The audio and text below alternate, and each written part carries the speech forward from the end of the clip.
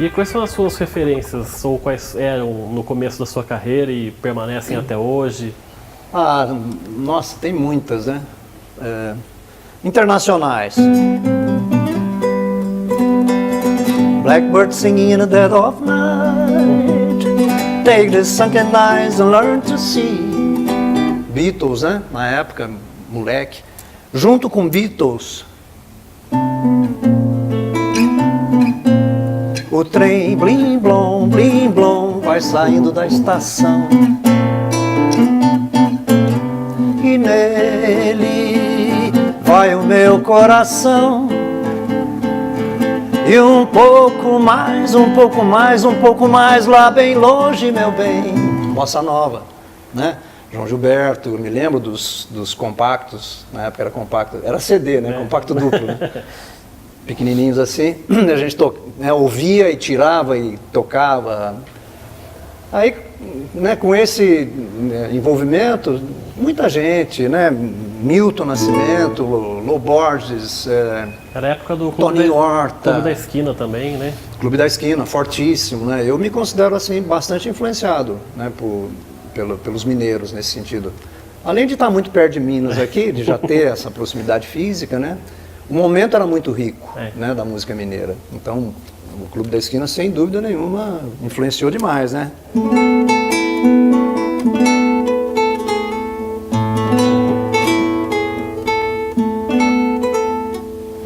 Você foi embora e vai.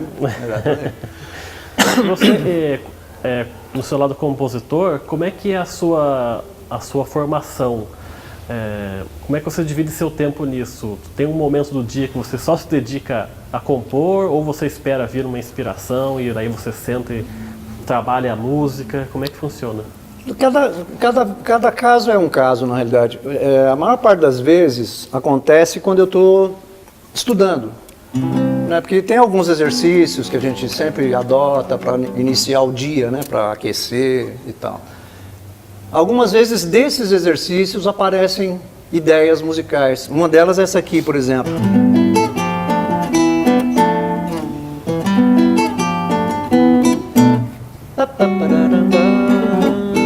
Que é instrumental, mas que vem de um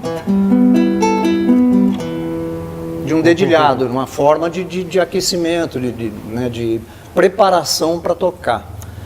Outras vezes, né, tem a ver com parceiros. Por exemplo, no Trem da Viração, o Del chegou com uma ideia musical que ele queria fazer uma homenagem para o Zé Mira, né, lá de falecido Zé Mira de São José. E ele chegou em casa, cantarolou, né? Eu nasci numa palhoça, levei vida de caipira. Beto, eu tô com essa ideia, cara, para fazer pro Zé Mira e tal. Eu falei, pô, Del, mas o Zé Mira não era sambista, cara. Brinquei com ele, né? Falei, pô, será que não é melhor pegar uma coisa que tem a ver, a carinha do Zé Mira, e transformamos numa catira, né? E o Trem gravou. Eu nasci numa palhoça, levei vida de caipira. Minha mãe me deu uma coça com galho de sucupira. Ando mesmo é de carroça, amarra carça com imbira. Gosto de morar na roça e sou amigo do Zé Mira. Poeta caipira, madeira de lei, dançando catira, catira de rei. E aí vai, né? Acabou virando uma catira, né? O produtor, que inclusive é daqui né, tem uma história aqui em Jacareí, que é o Jaime Allen, né? Que foi o produtor do segundo CD do Trem, né? Ele adorou essa canção, né? Eu até comentei com ele, falei, pô, isso aí quase virou samba, né? Mas, então assim, cada composição vem de um jeito, cada história é uma. E a gente falou um pouco quando você falou no seu início do violão, que você hoje ensina crianças, né, por esse meio por esse instrumento. Como é que começa essas suas oficinas? Como é que você tem essa ideia de começar a ensinar as crianças a tocar o violão? Fala um pouquinho sobre esse projeto. Então, na realidade, o envolvimento com a educação vem desde a época de São Paulo, né? Porque na universidade, né, frequentando a universidade, eu já tinha amigos que faziam pedagogia. E eu me envolvi bastante nessa questão, inclusive porque precisava trabalhar em sala de aula. Eu pegava substituição eventualmente. né, cursando a faculdade, eu conseguia substituir um professor, na época da educação artística, né, substituir professor em escola pública, né. Então, a partir disso, eu comecei a organizar assim, o meu conhecimento que eu já tinha acumulado em função do ensino para crianças e adolescentes, né. Vindo para São José, Márcia, minha companheira, é professora, né, professora de educação infantil, então a coisa foi se desdobrando, né. E hoje tem um ensino da música que é um ensino muito mais agradável do que na minha época. Porque eu me lembro que na minha época era muito árido. Você chegava, era pentagrama na frente, você já tinha que, né, decorar notas musicais, treinar escalas e tudo mais, né? E hoje tá muito mais agradável a abordagem porque você trabalha com parâmetros básicos do som. Você não se preocupa em transformar a criança do dia para a noite num especialista em música. Você abre a possibilidade dela brincar com sons, né? Com som, silêncio, que são a matéria-prima da música. Então, eu organizo a abordagem dessa maneira e adoto um repertório, evidente, né? No meio da floresta morava uma coruja, em noites de lua ouviam-se seus gritos, tuiu, tuiu, tui, tui, tui, tu, tuiu, tuiu, tui, tui, tui, tu. Para brincar com timbres de animais diferentes. Então você vai aproximando a criança, né, através das características do som, que é a matéria-prima da música. Aí lá para frente, se ela quiser desenvolver um conhecimento específico, ela já tem a familiaridade. Porque existe inclusive uma linguagem que você cria, né, que a gente brinca que é o tititá, né, que é o Kodai, que desenvolveu lá atrás e tal. Então, eu tenho trabalhado dessa maneira, e desde 92, assim, o resultado é fantástico, cara, fantástico. Você encontra de criança genial pela vida, não é fácil, cara. Porque tem, às vezes, talento que aflora, né, dessas aulas. Exatamente. Quando você abre o espaço, né, e cria as condições lúdicas, né, a condição prazerosa, né, do trato com a música, aparece, nossa, o que aparece de gente interessante é incrível. É muito legal. Desde 92, praticamente, que eu estou envolvido com isso. E esse é um caminho que devia todas as escolas, as instituições de ensino deviam adotar, né, o ensino musical. Está mais do que provado, né, que a aptidão que se desenvolve na música, ela serve para todos os eixos de aprendizagem, né? Além da questão sensível, né, da questão do desenvolvimento da sensibilidade humana e tal. Então, assim, sem dúvida, a música deveria ser mais difundida nessa época em que a criança tem as janelas todas abertas, né? É mais um eixo de linguagem fortíssimo, maravilhoso, que a criança pode desenvolver com muita facilidade, como ela aprende a falar, né? Uhum. Então, assim, eu acho que o Brasil ainda está em dívida com a educação nesse sentido. E agora muito mais, porque se retirou de novo a música do currículo. Houve um momento em que até se transformou em matéria obrigatória, né? Agora se reverteu, voltamos ao passado, quer dizer, se tirou música da grade.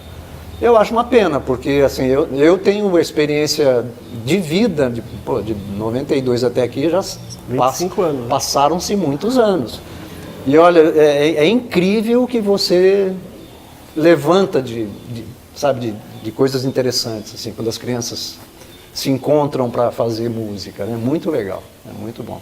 E como é que você está vendo, já que você falou desse negócio da música na sala de aula, esse movimento cultural hoje no Brasil, que empobreceu muito, o Ministério da Cultura quase foi extinto, depois voltou por um meio forçado. Como é que você vê esse cenário hoje? Eu acho triste e trágico, porque você acaba criando gerações com menos oportunidades sensíveis, né? Quer dizer, pessoas que poderiam ser melhores, porque a arte, a filosofia, eu acho que nos aproximam de uma nobreza do ser humano, né? De ser humano, né? A nossa sensibilidade.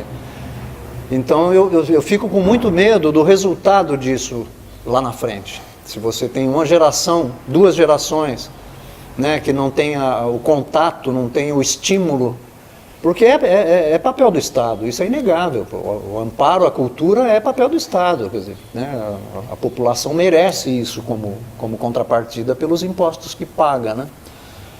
Eu acho terrível porque médio prazo você vai começar a sentir o embrutecimento do ser humano ali na frente. Hoje você já tem um pouco isso, né? Porque houve um momento também de se colocar fora o artista foi marginalizado, né? As artes foram marginalizadas durante determinados períodos da nossa vida, né? E aí você tem pessoas não muito boas, eu acho. O resultado, né, de gerações que não convivem com arte, cultura e sensibilidade, eu acho que a tendência é que sejam pessoas menores, pessoas menos sensíveis, mais agressivas. Eu penso assim. E o cenário musical brasileiro, como é que você vê hoje? Porque, por exemplo, se a gente pegar quem são os ídolos hoje da música, os grandes nomes, 2017, são Chico Buarque, Caetano Veloso e Gilberto Gil. São os mesmos nomes de 50 anos atrás. Por que não surgem nomes novos? Por que os nossos ídolos ainda são os mesmos? Eu tenho eu interpreto isso de uma maneira muito pessoal, né? Mas que eu acredito, né? Que o que você quer com a tua criação, afinal? Essa é a pergunta.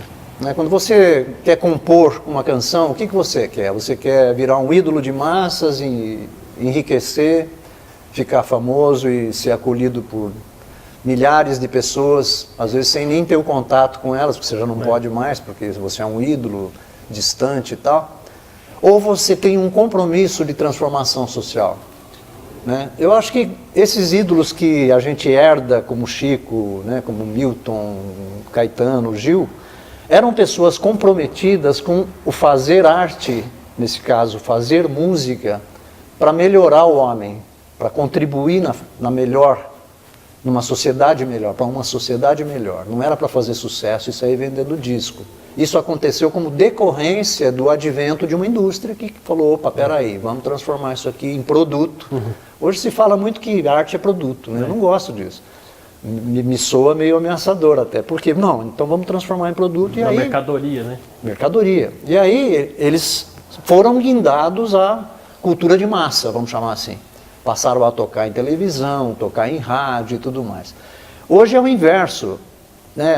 A maioria das pessoas que se envolve com, no caso, a música, tem como modelo a indústria, que é se encaixar nos padrões industriais, porque o compromisso não é mais a transformação social, o compromisso é o enriquecimento, é a viabilidade de mercado. Aí se fala de mercadoria, se fala de produto e de mercado. Daí faz, vende e acaba.